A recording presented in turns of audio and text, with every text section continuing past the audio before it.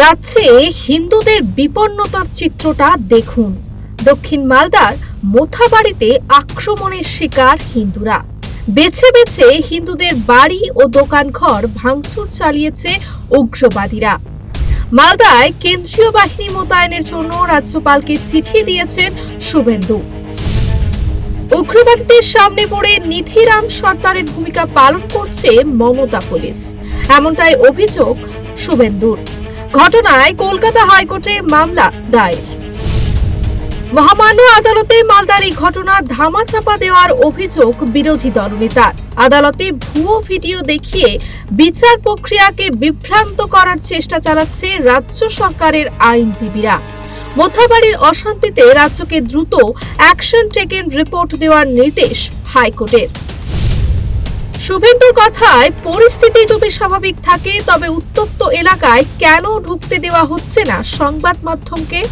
এলাকা থেকে দূরে ব্যারিকেড করে কেন আটকে দেওয়া হচ্ছে সাংবাদিক থেকে বিরোধী রাজনৈতিক ব্যক্তিদের?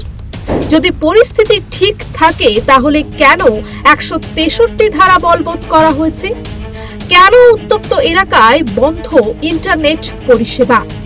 উঠছে প্রশ্ন।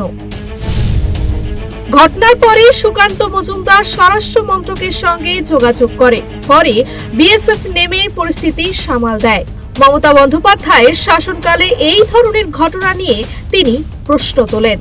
মাননীয় অমিত শাহজির অফিসের সাথে যোগাযোগ করা হয় এবং তারপরে সেখানে বিএসএফ নামে বিএসএফকে নামানো হয় এবং বিএসএফের টহলদারির ফলে এই যে যারা জিহাদিরা যারা রাস্তায় নেমে এই ধরনের কথা বলছিল, যারা হিন্দুদের উপর অত্যাচার করছিল, সেটা কিন্তু বন্ধ হয়েছে।